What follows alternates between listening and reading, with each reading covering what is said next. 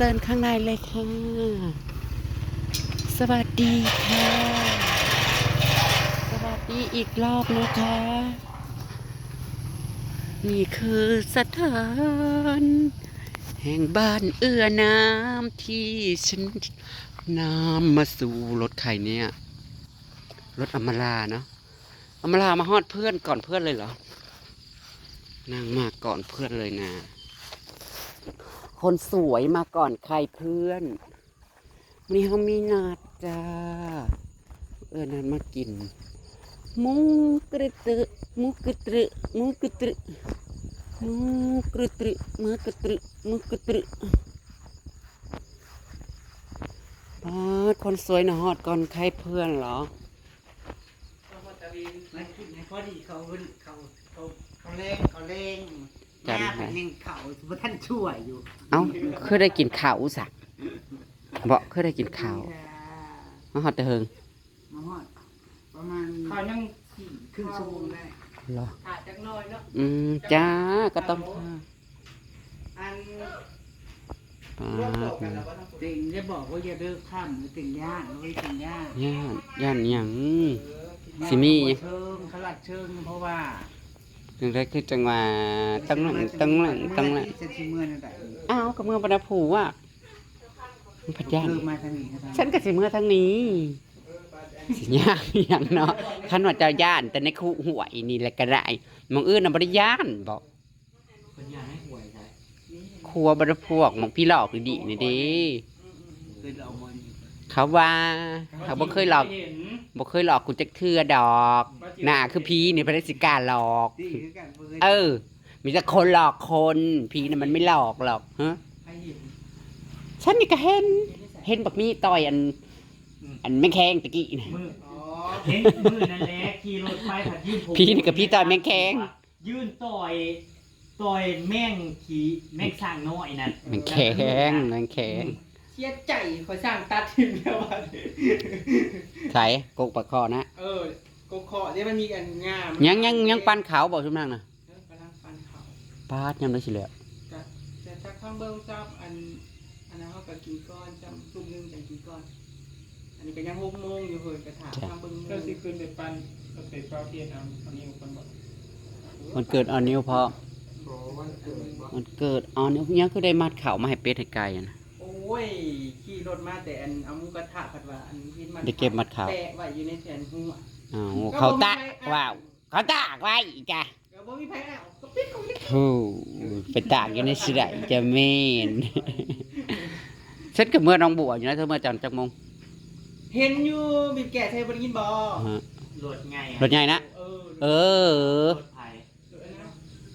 นั่นแหละสำหรับพระใดบีบแก่ติด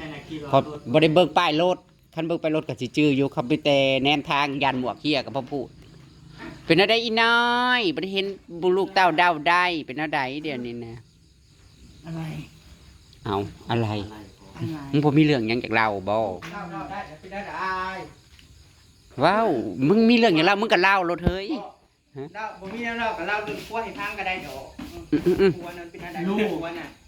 ประสบการณ์เลี้ยงลูก2 คนนั่นให้ประสบการณ์เขาจังได๋แน่แล้วที่ตั้งแต่เอามานั่น7 เดือนน่ะแต่เกี่ยวข้าวผูกรักเดียวซอดข้ามจ้ะนะคะความเคี่ยวมันบ่ได้มีบ่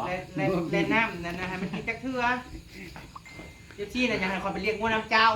เดี๋ยวนี้เนี่ย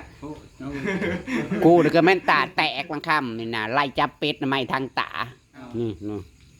ยิ้มมันนี่ละแสบอยู่ยังแสบอยู่ไล่จับเป็ดขอบรถเหยียบสิตายบ่เลยเหลือ8 โตโอ้ยมื้อครับไปบนจักโมงไปใช้อุ้ยมื้ออื่นปัดคนข้าวซอยนอกสุดแถวอย่าพาเอาบนบ่ตรงเป๊ะปานนั้นก็ได้ดอกเฮาขึ้นยามใดเขาก็เฮ็ดให้เงินเฮาจ่ายให้เลยเท่าใดก็10 เทื่อนั่นจะแข่งมันที่นะเฮ้ยมันก็มันนี่ไปให้กูสิให้เขาปรับให้กว่าเก่าให้มันฮ้อนมันบ่อยากฮ้อนรีบร้อนเหมือนแบบว่าเกี่ยวเขาแล้วบอกเขาโลดให้เขาจี้นะจี้ที่ไว้จี้อยู่พี่มาจี้อยู่พี่ตายที่ละสิแม่นบอกเขาจี้กูไปเฮ็ดน้ำเวียดน่ะเวลามาโลกมันทำบัดมันตายได้ปล่อยออก อันนี้มันบ่อยากฮ้อน โอ้ละบอสน่ะแม่ค้า บ่ที่จริงเขาเฮ็ดค้าบ่ได้เฮ็ดไง บ่ได้ เฮ็ดแต่ลักแรก บ่เนี่ย แวกเอาวันนั้นน่ะ บ่เจ็บบ่ ขูดเอาอันนี้นั่นเอามาขี้หินขูดเอา อะไรอันชื่อคอร์สน่ะชื่อแต่คอร์สแต่หน้า หน้ากับขี้แห้ข้างนางนะฉันนั่นมีแต่อัตนาเพราะว่าปกติก็ไปเฮ็ดเทื่อละ200,000กีบ เอาบัตรปัดซื้อ ห้องมึงน่ะมันสินั่นอยู่ มันบ่ค่อย มันสิอันนั้นก็ห้องกูเพราะว่า อีกอย่างฮอร์โมนทรายนางมันบ่หลายเบิ่งนางนั่นเด้ขนาดนางบ่ได้กินฮอร์โมนแล้วกัน บ่จักแสนจักล้านเนี่ย ห้วยเฉพาะแค้นละก็ข้างละล้านปลาย เดือนหนึ่งเท่าใดนะ โอ้ยถ้าผมสั่นมันยังเซ็กซี่ได้ อืม เดี๋ยวผมห้าวน่ะน่าเกลียดนะเว้ย โย เพราะว่าผมยาวนี่มีคนละน่าเกลียดแล้วเฮ้ยซุยฮู้ บ่มัน อ ห ยู่ ลายอันนี้ได้คือมันบ่รู้ช่วยฮู้อยู่กูว่า ส่วนนางเฒ่าก็คือสิบ่ได้มาแต่เอาให้เพิ่นแล้วบ่ อัน เพื่อ แซดห้า เพื่อสิมาเอา ต่อ เรามาเอาเลยบ่ อันนั้นก็ป้าปู่อ่ะ ก็เราเป็นมนุษย์ทำเต็มตัวแล้ว ก็ไม่ตอบแล้วเนาะ ก็ถามอยู่ดิมื้อน่ะ เป็นเท่าใดเจ้าน่ะสิเป็นมนุษย์ทำเต็มตัวบ่ ถาม มันทำนั่นแหละหัวใจ ฮะ มนุษย์ทำเฮ้ย มนุษย์ทำ บ่ โอ้ย อยู่แต่ในเฮือนบ่ เป็นคนฮู้ แท็กไปนี่มันขามือเว้ยเพิ่มที่ต่อ เป็นคนฮู้อีกแล้วบ่แม่นว่าคนฮู้ได้ แซดไปอ่านนะ ก็เลยว่าอ้อย ปล่อยจ้า พี่บัวปล่อยจ้า จะได้ถาม บ่มีจังไดเงินเดือนออกอืมจุดแก๊สเลย เพราะว่าเรามันไม่พร้อมกันอยู่แล้ว มันคนละบ้านเนาะกว่าจะมาประจบพบพ้อกัน กว่าจะได้ผุดออกมาแต่ผีประสาเนาะอย่างเธอประสานี่น่ะเธอมาก่อนบ้านก่อนเมืองเธอหมู่อยู่แล้ว ไก่ เธอสวย จะเผามาจะว่าจะเผามาหรือจะเผามืออ่ะ เหล่า เธอจะเฝ้ามาเว้าโทรศัพท์หรือไง ช่วงนี้น่ะบิดลงโน่นนี่นั่นแบบ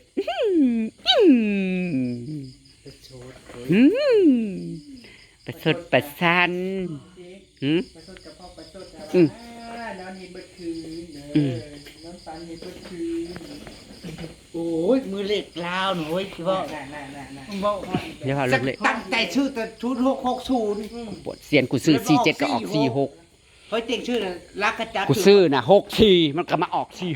46เลขล่างนั้นพันว่านางอาจกลับกบให้ตัวหนึง ไม่เฮ้ย เต็งก็ใส่รักกระถือ960 906ซื้อคันนี้ อืมซื้อเลขตัวเดียว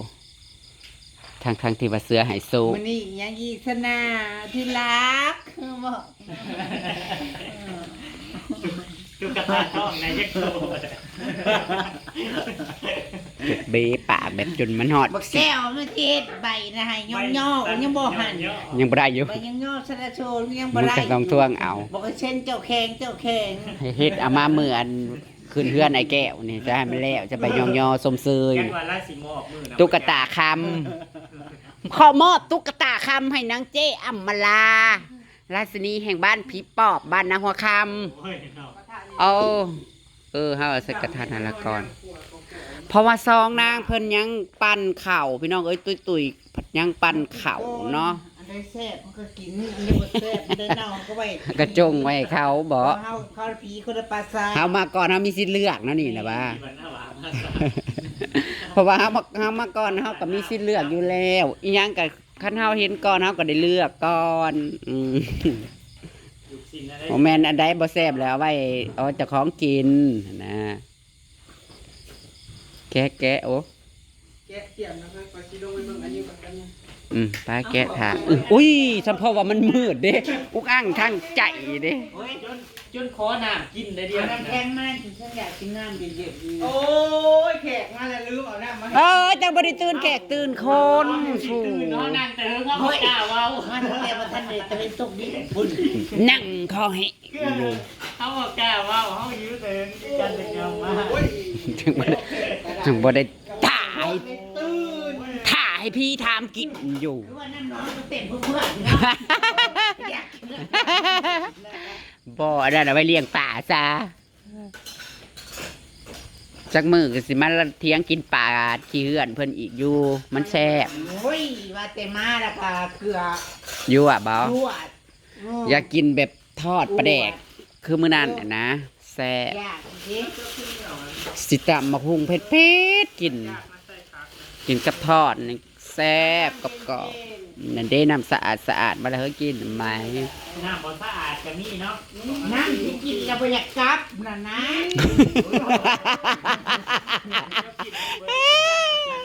โอ้ยยานี่บนลูกบ่ปันได มันมีน้ำอีหยังอันที่กินแล้วบ่อยากกลับกระดานภาษายล่ะวะกินแล้วตีดอีห่านี่อย่าว้าวหลายกูผู้อยู่นี่กูก็ยังหิวเดี๋ยวนี้นะจะกูสิคิดหาวิธีใดข่มขืนเอาชนเดียวนี้เมื่อยเฮ็ดเวียกซุมื้อนี่แฮงก็มีแต่เอเล่อยู่อย่าส่วนกินหลายค่ากินยาบำรุงอันนั้นแน่มันให้มันกินแต่น้ำอันนี้แหละมันบอกแข็งมันบอกทำงาน เข้าอันเร็ว ฮึ่ม เดี๋ยวมันจะมีร้านก็ได้แป๊บนึงเลย แถวบ้านนั่นผู้ชายน่ะของตายเบิด อยู่บ่เจอเขาค่ะเอาเสือมแห้งมาลาจัก โอ้ยมันสิได้มืออ่ะบ่ เราทำของก็ได้กับมัน มึงอย่าว่าเอา3ป่องกูมันยันมีป่อง4ป่อง5 ย่านผีหั่นว่าง่ายๆ เออกินซะมันบ่ยันหยังน่ะบ่ ผีโพกับตีปาก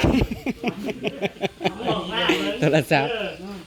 ใจเด้ขนาดนั้น ใจได้ บ่ได้ย่านหยังนั่นเนาะ ปากมันบ่ได้มีความยาอันครับรถกะเที่ยงได้คันกินเบียร์ในตัวเอง หลายคนก็ว่ามันจะกินหลายโอ้พี่น้องส่วนมากก็บ่ได้กินน้อยซะส่วนน้อยส่วนน้อย จ้ากันไปนั่นมานี่แล้วก็จังกิน ไปเงี้ยงาน แต่เก้านะแต่เก้ากับบ่แม่นเว้าอยู่เนาะพบปะกันแล้วก็แม่นกิน สมื่นบ่เนาะ ส่วนมากก็เป็นงาน มีแต่แวงไปงานนอนนี่นั่นแล้วก็โอ้ยเนาะมันก็แนวมันคนลาวคันบ่ได้กินเบียร์เลยบ่แม่นคนลา อันดับหนึ่ง ว ของโลกคิด จ้ากินเบียร์เก่งนับตั้งแต่หัวทอโปนี่ก็เกิดมาแล้วก็กินเบียร์แล้ว โอ้ยสิเว้า บ่ได้มีข้อห้ามอิหยัง ลนะบักทํน่ะนะ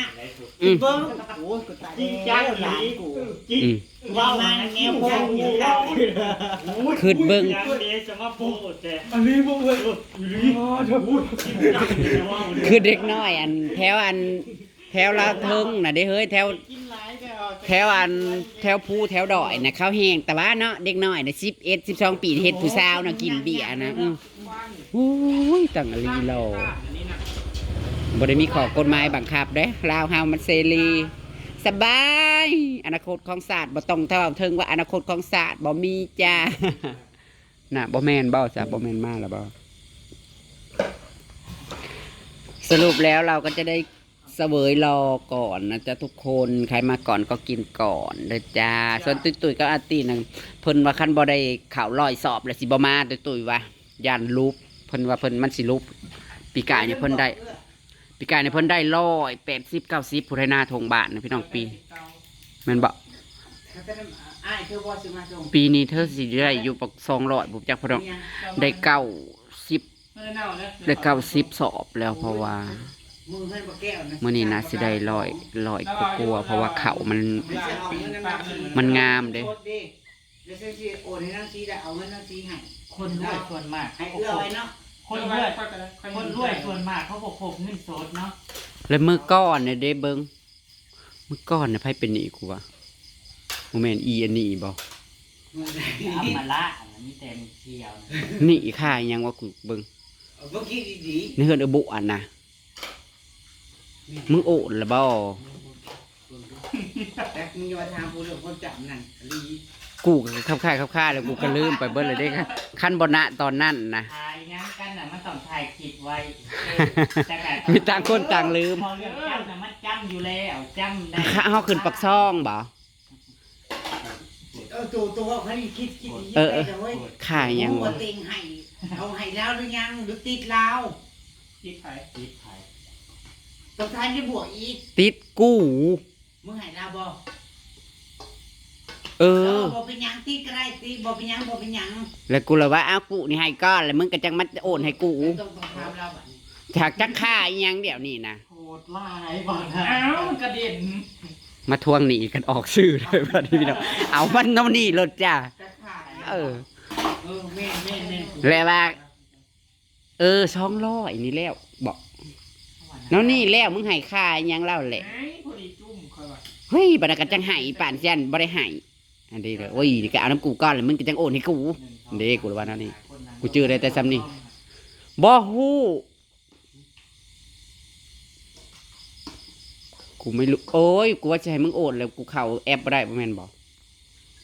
โอ้ยกูน่ะก็ซับซ้อนทางเพศอยู่นะกูก็เป็นผู้ชายใช่มันแล้วเดี๋ยวกูจื้อยังบ่ได้ กูเห็นเรื่องกูเลยกัน3 มื้อนะ ทางใจมากินหมูกระทะพี่ให้มันคิดออก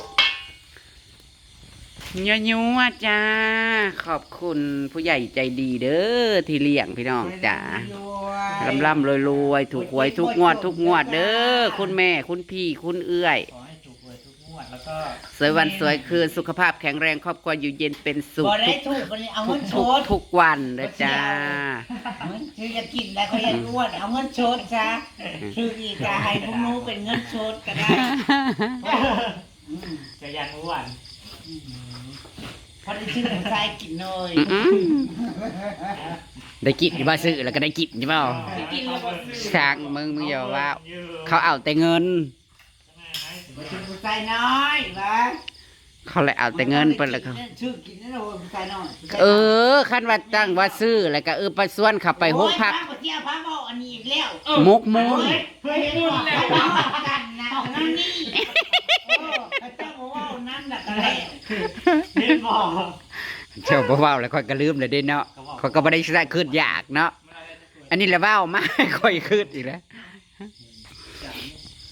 กินถ่าเด้อจ้าบ่ได้ถ่ากินเด้อค่ะ ขาซุ่มนั่งมาไม่เถื่อ อีกประมาณ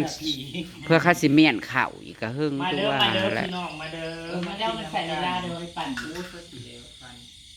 แต่ว่าเขาคนจะกระแล้วคำนี่หมดอ่ะเครื่องนี้ขากองยัง ของเอื่อยใด บ่เดี๋ยวขอยสิจบภาพบรรยากาศไว้แล้วซะแหละบ่ทายให้เบิ่งปานใดดอกเว้ากันพอหอมปากหอมคอเลยเนาะพี่น้องกินถาพวกนางมากแล้วกันจะได้ก็ขอบคุณเด้อผู้ใหญ่ใจดีเลี้ยงหมูกระทะก็ได้ โดยขอบ ดี ใจห ดี ลายๆ สุขภาพแข็งแรงร่ำรวยตามคลิปหน้าขอบคุณค่ะมืออื่นไปคนข่าวซอยในเด้อขอบคุณ ขอ ค่ะ ให้ทุกคนดีใหญ่แล้วก็แบ่งตังค์มาทางนี้จ้า สาธุ พอสิได้เห็ดเงินเห็ดชาเดี๋ยวพอเที่ยว โอ้ยหมอกะทิอยากเฮ็ดบ่ แม่นตะกี้มันสิคิดอีหยังได้โหย จ้า เออ โพดโพ บ่แม่นอยากได้ผัวแล้วบ่แม่น ขอแน่มื้อนี้จ่ากันมีคนเดียว เออ ก็ดี คือเพิ่นชงไปให้คอยเบิ่งอันเป็นว่ากูฮู้ว่าซั่นเพิ่นว่าอันให้แม่ใหญ่เป็นนั่นเป็นนี่อันเด้ เป็นเฮ็ดให้แน่เฮ็ดให้แน่ อะไรลอกเป็นมาหัว น้ำจิ้มมือนี่ โอเค แซ่บๆน้ำกันเด้อจ้าพี่น้องไปละจ้าสวัสดีครับ แล้ว